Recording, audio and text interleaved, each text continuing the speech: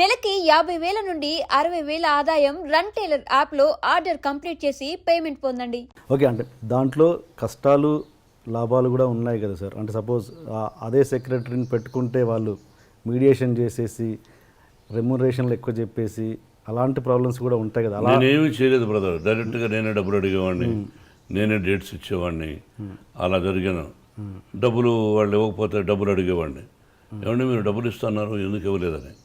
దాంతో వాడు పోయి ఏంటే చాలా రఫ్గా వాడు చెప్పేవాడు, చాలా రఫ్గా అడుగుతున్నాండి డబ్బులు, ఇలా మాట్లాడుతున్నా అండి, డబ్బులు ఇస్తేనే వస్తానంటున్నాడు. అవును, డబ్బులు ఇస్తేనే వస్తాను, డబ్బులు ఇవ్వకపోతే ఎందుకు పని చేయాలి? మీ ఇంట్లో వంట డబ్బు ఇవ్వకపోతే పని చేస్తారా? మీ పొలంలో డబ్బు ఇవ్వకపోతే పని చేస్తారా? మీరు కంపెనీ పెట్టుకోవడానికి మీ కంపెనీలో పనిచేసేవాళ్ళు డబ్బులు ఇవ్వకపోతే పని చేస్తారా? వాడికి భార్య బిడ్డలు ఉంటారుగా, ఎందుకు చేయాలి నీకు సేవ? నీకు మార్కెట్ ఉందనే కదా వచ్చావు, నువ్వు అనుకున్నట్టు ఇచ్చేసేయి. 1,00,000 రూపాయలు తీసుకున్నాడు అనుకో, నువ్వు 50 ఇస్తాన్నావా, 60 ఇస్తానో, 70 ఇచ్చేసేయి. అది నేను నేర్చుకున్నది పెద్ద నిర్మాతల దగ్గర నుంచి. ఓకే సార్, ఈ క్వశ్చన్ అడిగే ముందు ఒక చిన్న ప్రశ్న. మీరు మామూలుగా వాయిస్ అంటే డైలాగ్ డెలివరీలో ఒక స్పెషలైజేషన్ ఉంది మీకు, అది ఎలా? అంటే మీరు దానికోసం ఏమైనా వాయిస్ ఎక్సర్సైజ్ చేస్తారా, లేదు జస్ట్ కేవలం దేవుడిచ్చిన వరం అవి మీ వాయిస్? నా తల్లిదండ్రుల ఆశీస్సులు, భగవంతుని ఆశీస్సులు, నటుడుగా నన్ను తీర్చిదిద్దినటువంటి మా గురువు దాసనారాయణరావు గారు డైలాగ్ చెప్పే విధానం నేర్పించారు. నేను దాన్ని మాడ్యులేషన్ నా ట్రెండ్కి తగినట్టు ప్రాక్టీస్ చేసుకున్నాను తప్ప దానికోసం ఎక్సర్సైజులు చేశాను, ఇవన్నీ అసత్యాలు. ఓకే ఓకే, అంటే ఇప్పుడు ఉన్న యంగ్ జనరేషను మీలోని నటుడిని కోల్పోతున్నారన్నది అంటే మీ మీద మీ వాయిస్ మీద, మీ నటన మీద ఒక పిచ్చి వీరాభిమానిగా అడుగుతున్న ప్రశ్న ఇది, ఒక బాధ్యతతో. ఇప్పుడున్న జనరేషన్ డైరెక్టర్లు ఎవరైనా కూడా మీలోని నటుడిని తీసుకోవడానికి దూరం అవుతున్నారంటే మీరేమంటారు? అసలు వాళ్ళకి ఆ స్పేసే మీరు ఇవ్వట్లేదంటే ఏమంటారు? అది అసత్యం. వాళ్ళకి నా మీద ఇష్టం లేకపోవచ్చు, వాళ్ళ పిక్చర్లో నేను క్యారెక్టర్ లేకపోవచ్చు అన్న తప్ప వాళ్ళకి ఆ అదృష్టం లేదు నన్ను పెట్టుకునే పదాన్ని నేను అన్నాను. అట్లా కాదుగా, మోహన్ బాబు గారు అంటే ఒక తెలియని భయం, అసలు ఆయన కాంపౌండ్లోకి ఎందుకురా బాబు ఆయనతో అన్న ఫీలింగ్లోనే చాలామంది ఉంటారు. ఏం భయం అని వాళ్ళనే అడగాలి. మీరు ఆ ప్రశ్న నన్ను వేసే ముందు మోహన్ బాబు గారు అంటే ఏమిటి భయం? నీకు 7 గంటల కంటే 6:30కు వస్తాడా రాడా? ఆయన ఒక సినిమాకు ఒక అమౌంట్ మాట్లాడుకున్న తర్వాత ఎక్కువ ఏమని అడిగాడా? మీకు తెలుసా అది? మీరు మొన్న వచ్చారు దర్శకుడిగా. మేధావులు భారతదేశంలో దర్శకుడు అనే పదానికి అర్థం చెప్పిన వాళ్ళతో యాక్ట్ చేశా. నువ్వు మొన్న వచ్చావు, మరి నీకేం తెలుసు? తెలియకుండా ఏమిటి భయం? ఓకే, ఏమిటి భయం? నీతో నువ్వు సెలెక్ట్ చేసుకున్న వాళ్ళ ఆర్టిస్టులు అందరూ కోసం నువ్వు భయపడవా? చెప్పు. ఓకే, అంటే ఓకే, అంటే తెలియని ఒక భయం అయితే క్రియేట్ అయింది కదా, అది ఎందుకు క్రియేట్ అయింది? అంటే నా సిన్సియారిటీని చూసి, నా డిసిప్లిన్ చూసి, నా పద్ధతులు చూసి కరెక్ట్గా వస్తాడు. రాజమౌళి యమదొంగ అద్భుతంగా తీశాడుగా, ప్రేమించాడుగా. పూరి జగన్నాథ్ యాక్ట్ చేశాను, ప్రేమించాడుగా. మరి వాళ్ళందరూ నన్ను ఎంత అద్భుతంగా చెప్పారు కూడా. దర్శకుడికి గౌరవం అంటే ఇదా, ఎంత ఉందా అన్నది రాజమౌళి చెప్పాడు, పూరి జగన్నాథ్ చెప్పాడు. మరి వాళ్ళు one of the top directors కదా ఈ రోజున.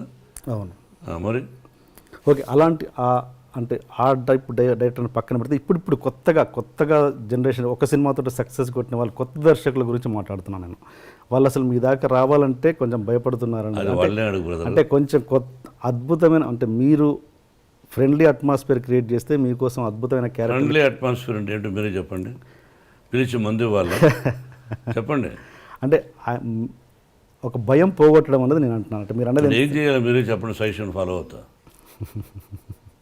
మనం మిమ్మల్ని క్లబ్కి తీసుకెళ్ళమంటారా, బాంబే తీసుకెళ్ళమంటారా, ఢిల్లీ తీసుకెళ్ళమంటారా, నా ఇంటికి పిలిచి డైలీ విస్కీ? నాకు తెలియదు సార్. అంటే మీరు తెలియనప్పుడు ఎలా వేస్తారు క్వశ్చన్? మీరంటే ఒక భయం అయితే ఉంది ఇండస్ట్రీ. క్వశ్చన్ ఎందుకు వేస్తారు మీరు? తెలియనప్పుడు ఎలా వేస్తారు? వాళ్ళనే అడగాలి.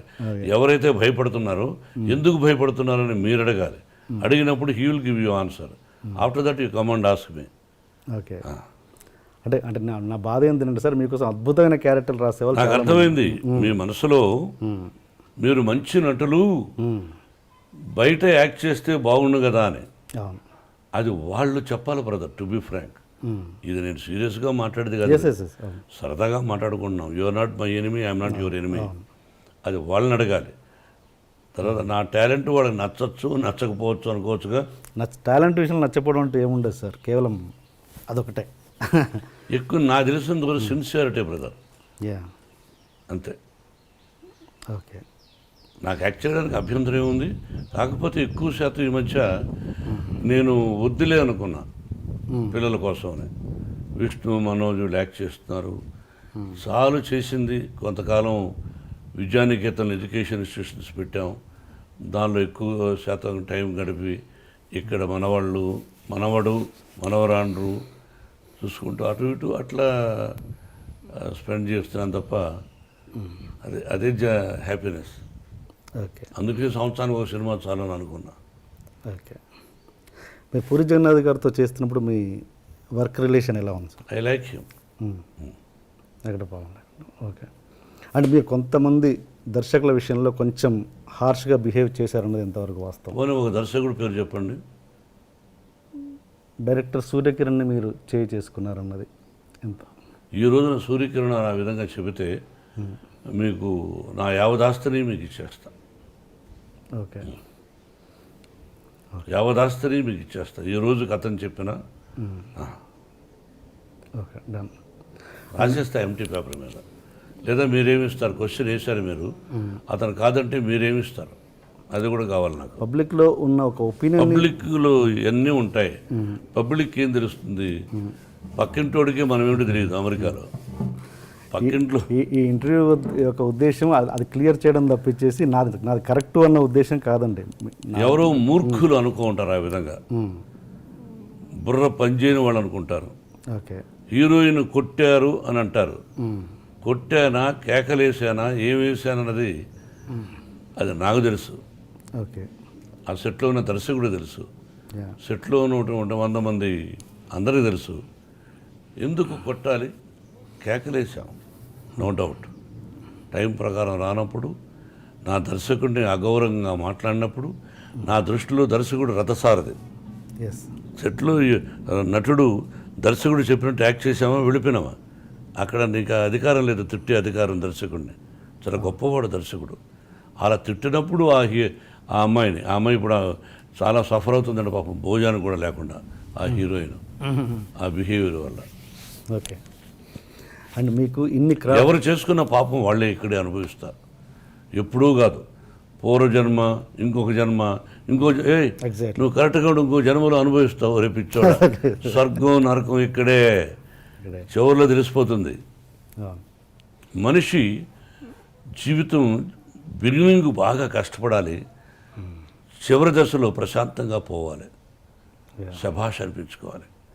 ముందు బాగా డబ్బు ఉండి ఆ డబ్బును పోగొట్టుకొని మనిషి పోకూడదు.